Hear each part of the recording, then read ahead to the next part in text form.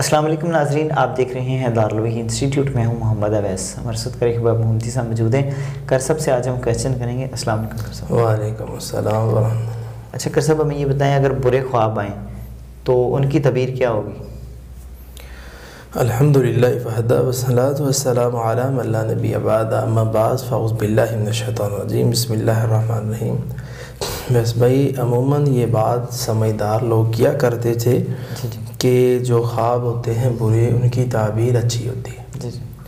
تو اسی طرح انسان خواب کے اندر کوڑا دیکھے تو عام لوگوں کے لیے اس کی جو تعبیر ہے، خاص شخص کے لیے نہیں، عام بندوں کے لیے اس کی تعبیر نعمت ہوتی ہے، کیونکہ انسان کا دیکھنا پڑتا ہے کہ یہ کیا کرتا ہے اور یہ کس طرح کی حیثیت کا مالک ہے، اسٹیٹس کیا ہے اس کا۔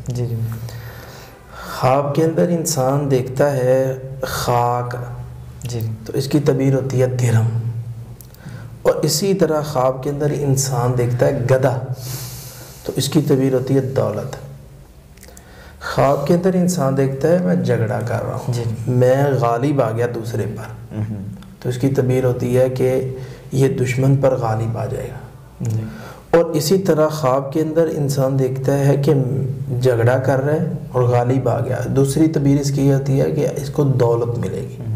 اور اسی طرح خواب کے اندر انسان دیکھتا ہے پرانے کپڑے، تو اس کی تعبیر جو ہے یہ بری ہی ہے، وہ ہے کہ اس کو غم، اس کا غم ملے گا، یہ بھی ہے۔ ایک اس کی اچھی تعبیر بھی ہے، پرانے پھٹے کپڑے دیکھنا، اس کی ایک تعبیر ہوتی ہے عموماً کہ اس کو غم ملے گا، لیکن اس کی ایک اور تعبیر ہے وہ اچھی بھی ہے، وہ یہ ہے کہ اس کا غم دور ہو جائے گا۔ تو اس لیے مجھ عائشہ رضی اللہ تعالی عنہا کو نبی صلی اللہ علیہ وسلم نے فرمایا تھا، اے عائشہ مومن کو اچھی تعبیر دیا کرو۔